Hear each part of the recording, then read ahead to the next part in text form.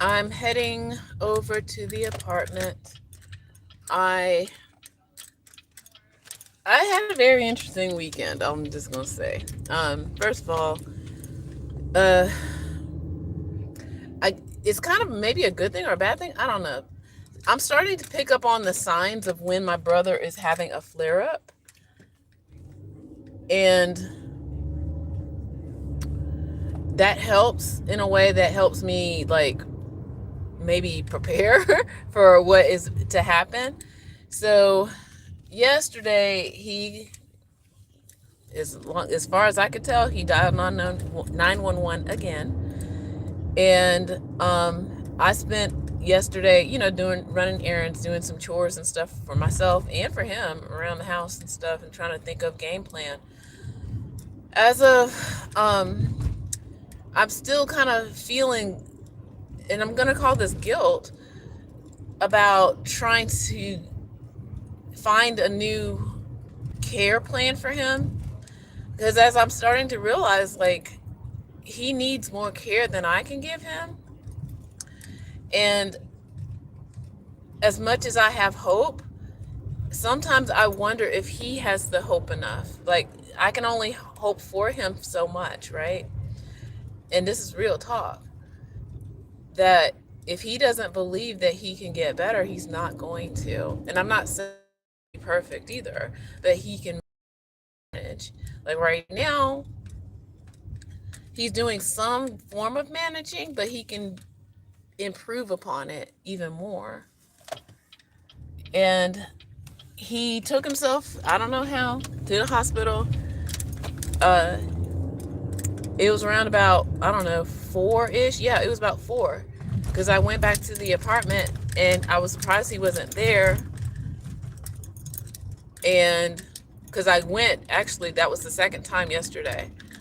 I went to start some laundry and then I, ran some errands, and then I came back around 4 and he still wasn't there. And I sent him a text message, and then all of a sudden I started getting these phone calls from a number I didn't recognize. And I would answer. At first I wasn't answering, and then I was answering, and then um, when I was answering, it was him. And he was saying, "Can you come pick me up?" I was like, "Where are you?" He's like, "I'm at the hospital." And he just turned 48. He was a runner in high school and in college. I'm gonna just be a little honest. He also has this one toe on top of the other toe. Like, it's been like that since he was little. And he never got it fixed. He never wanted to get like a brace for it. And now I wouldn't be surprised if he's starting to get arthritis in that foot. So he's having pain in that foot, but he won't stop walking or running. And but what he does instead is call the emergency room and sit in the emergency room. And I will say, luckily, it was Sunday. The other day when he did it, I was at work, and he waited until I was done at work to call me. I don't think he knew what day of the week it was, quite honestly, when he called me, because it was like after 4. And I was highly upset, highly upset. So I went to go get him. He was released. And the reason why I'm upset is because this happened in September in Alabama. He got released from there and he started walking off. He does not know this city. Whoever, and I did talk to someone, I told them more of his situation is that he actually has mental illness. So I probably should have told them to let him stay there and I would get him. But they tried to tell him to go to a certain location a block away. He went the opposite direction. And when I got there, I was, circling around a couple of times, and I started texting, saying, "Hey, where are you? Where are you?" He finally responds saying, "I'm here." And I was like, and then he finally called me. So he told me that he was near the Ferris wheel. If you know Atlanta, you know where that is. And I was like, that's the opposite direction of where they told you. Okay. Um, so I got him. We didn't. We don't really argue. Like some people fight, argue, whatever. Like I don't know. We're just a little more. I don't know. We'll say something and be like, whatever. Um, and then somebody rear-ended me on our way back. Luckily, it was just a little bump. It wasn't anything major, but I was just like, So it really wasn't the greatest of days. And I started thinking about it, and I started getting angry, and I was really just feeling overwhelmed in that this is showing me like it was almost a flashback, quite honestly, y'all, to what happened in September where he disappeared for 3 weeks. The caregivers, they didn't even bother trying to find him. And I was, yeah, I was upset.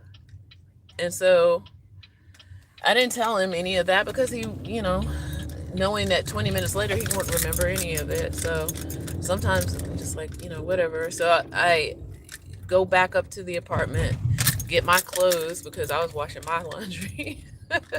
I did his laundry the other day.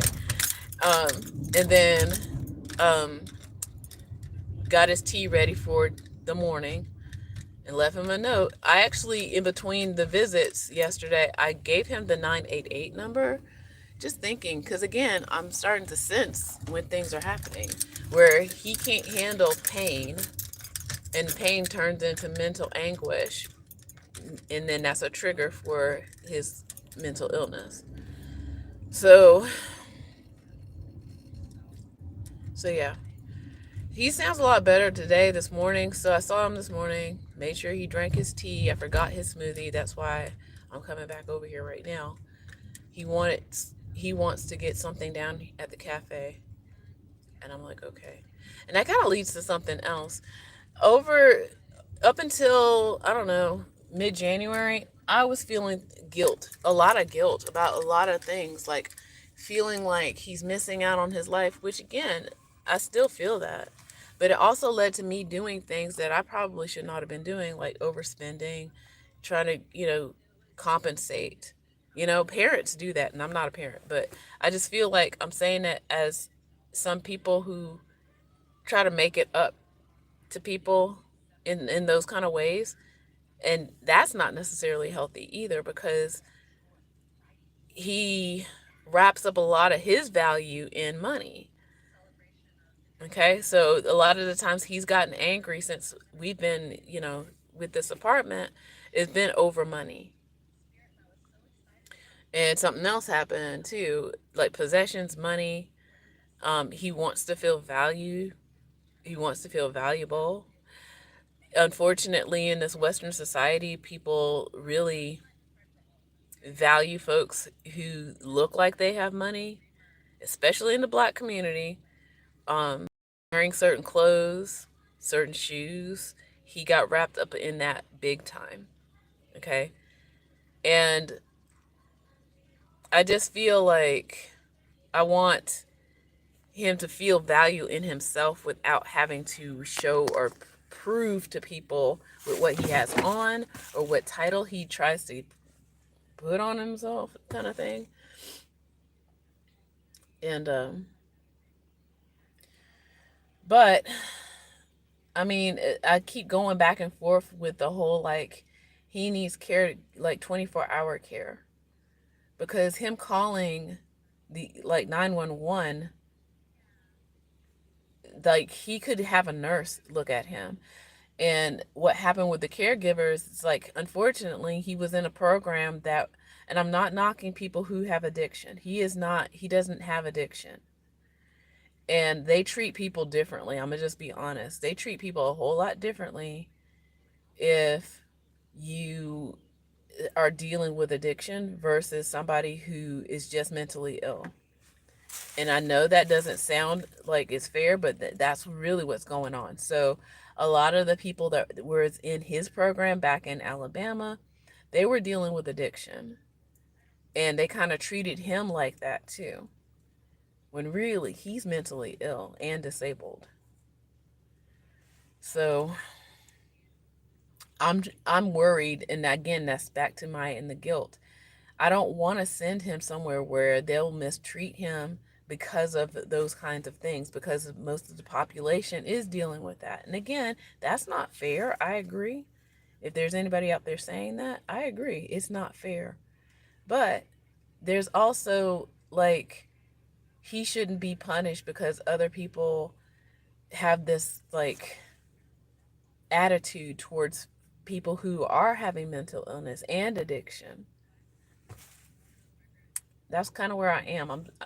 Even though I know deep down he needs to be somewhere that has a nurse 24 hours, because they didn't have, again, back in Alabama, they didn't have a nurse there. They didn't have a nurse there. They just had somebody who just delivered medicine. He needs a nurse. And so I'm looking for places that will have like a medical professional there, that he has access to that person um, when he needs them, instead of thinking that he has to just call the emergency room or whatever.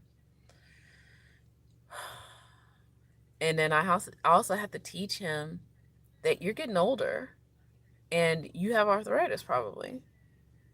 And it's not, I don't know. It's like having a teenager and a toddler. That's kind of what it feels like sometimes. And then because he's a dude, hate to say that, like, he even I would just say, even most healthy men, black men in the United States, they don't share their real feelings. So there's even that. So that's why I try to, give him that number. Like, talk to somebody. You like, I know you might not even talk to me, but talk to somebody. You can even text them. You know. So that's, to me, the missing piece, that he needs to be talking to somebody who can give him the tools that he needs to help himself, to get hope, have hope. And even when he's starting to feel better, he thinks he's better and he's not. And that's what, a healthcare professional would tell him if he was seeing them on a regular basis. So that's kind of where we are right now. All right, so I'm over here, and like I said, he wants to get something from the cafe, but they are cashless, so I have to provide my card.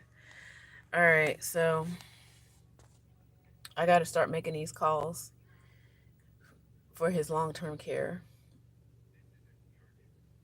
And like I said, I just feel like I can even feel it right now in my stomach. It just makes me feel sick to my stomach thinking about it, hoping that I can find him the proper care that he really needs. All right, with that, I say take care.